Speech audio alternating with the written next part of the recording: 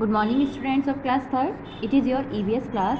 Today I am going to teach you chapter 4. Chapter name is Man the Living Machine. मनुष्य एक जीवित machine. Now let's start the chapter. Our body is like a machine. हमारा जो शरीर है वो एक मशीन की तरह है. Our body is made up of millions of cells. हमारा जो शरीर है वो millions of cells से मिलकर बना है. Cell is the smaller unit of our body. Cell जो है हमारी बॉडी की सबसे छोटी इकाई होती है. They can be seen with the help of microscope. इसको केवल माइक्रोस्कोप की सहायता से देखा जा सकता है.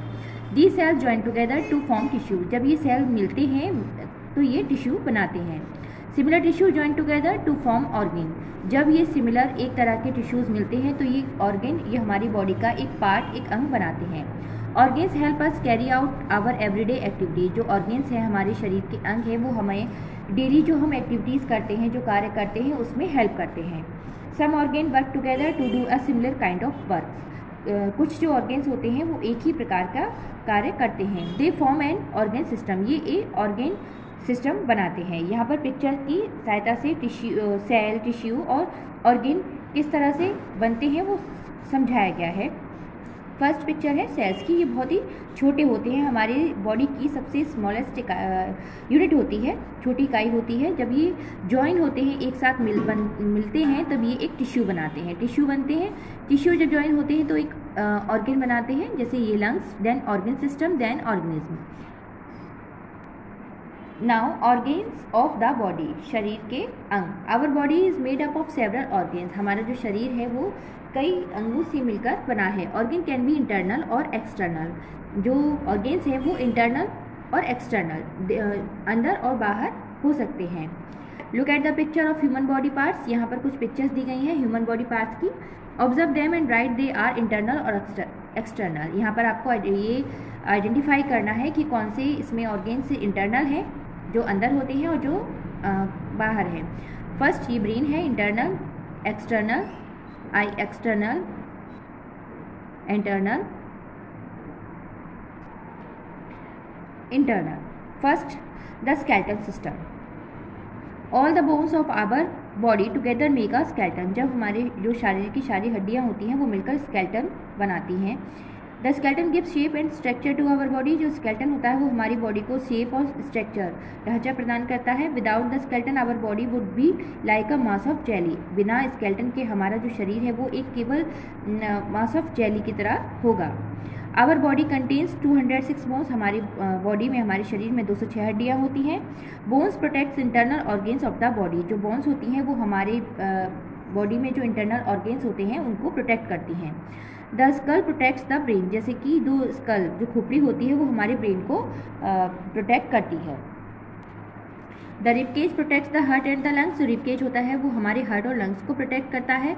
टू और more bones join together to form a joint. जब दो या दो से अधिक हड्डियाँ मिलती हैं तो वो जॉइंट बनाती हैं. Joint help us in movement to keep our bones healthy and strong.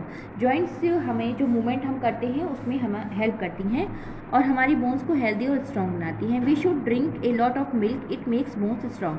हमें मिल्क पीना चाहिए जो कि हमारी हड्डियों को स्ट्रॉन्ग बनाता है, मजबूत बनाता है. Now second the muscular system. मांसपेशीय तंत्र. It is made up of muscles with cover our entire body. ये हमारे मसल से बना होता है जो हमारी पूरी बॉडी को कवर करता है, अंदर होता है. Muscles are attached to the bone. जो मसल्स होती हैं वो बॉडी से जो बॉडी में हमारी बोन्स होती हैं उससे अटैच होती हैं. Which help them move. जो कि मूव करने में हेल्प करती हैं. Some muscles move on their owns. कुछ मसल्स जो है अपने आप मूव करती हैं. We can not control them. हम इन्हें कंट्रोल नहीं कर सकते. The movement of other can be control. Other जो मसल्स होती हैं उनको कंट्रोल किया जा सकता है.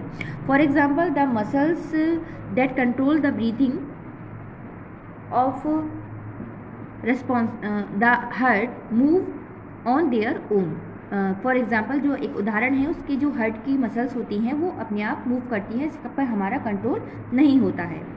But the muscles responsible for movement of hand move when we want to move them. लेकिन जो हाथ की मसल होती है वो जब हम हाथ को मूव कराना चाहते हैं वो तभी वर्क करती हैं. Now third the respiratory system. श्वसन प्रणाली. It deals with breathing is known as respiratory system. ये हमारी सांसों को डील करता है, इसे रेस्पिरेटरी सिस्टम कहा जाता है। The respiratory system consist of nose, wind pipe and lungs. जो रेस्पिरेटरी सिस्टम होता है उसमें नोज, विंड पाइप और लंग्स हमारे फेफड़े होते हैं।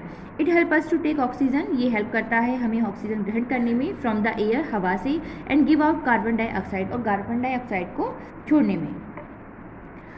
The air that we breathe in goes into our lungs through the wind pipe. जो एयर हम ब्रीथ करते हैं, सांस लेते हैं, वो हमें वो लंग्स में जाती है, किससे? विंड पाइप से। The oxygen mix with blood in the lungs and makes it oxygen rich. ये ऑक्सीजन मिक्स होती है ब्लड में और oxygen rich lungs and makes oxygen rich. और जो कि ऑक्सीजन को जब वो लंग्स में जाती है तब वो उसको फेफड़ों तक पहुंचाती है। It brings back carbon dioxide and throw it out. और जब ये बैक होती है तब ये कार्बन डाइऑक्साइड का रूप लेती है, जो कि हमारे सांस के द्वारा ही, इसको जब हम सांस को छोड़ते हैं तब ये बाहर निकलती है। फूड, द डाइजेस्टिव सिस्टम, पाचन तंत्र। It deals with the digestion of food. ये डील करता है डाइजेशन ऑफ फूड को, भोजन के पचने में। The process of changing food material into simple form is called digestion. जो प्रोसेस होता है फूड को सिंपल फॉर्म में चेंज करने का, उसे डाइजेशन कहा जाता है। The various organ which together make this system are mouth, food pipe, stomach, small intestine and large intestine and anus. जो विभिन्न ऑर्गन्स होते हैं जो एक कार्य करते हैं, एक सिस्टम बनाते हैं फूड को डाइजेस्ट करने के लिए। फर्स्ट वो माउथ में जाता है, देन फूड पाइप, फिर वो हमारे स्टमक में, then small intestines and second large intestine and anus. The food that we chew in our mouth mix with saliva and become soft. जब हम फूड जो हमारे माउथ में जाता है, जब वो मिक्स माउथ में जाकर एक सलाइवा जिसे कहते हैं उसमें मिक्स होता है और वो उसको सॉफ्ट बना देता है। Our teeth break up the softened food. जब हमारे टीथ इसको सॉफ्ट करते हैं इस फूड को। It then enter the stomach where digestive juice help in the digesting the food. फिर ये हमारे स्टमक में एंटर करता है, जो जहाँ पर एक डाइजेस्टिव जूस होता है जो इसे फूड को डाइजेस्ट करने में हेल्प करता है।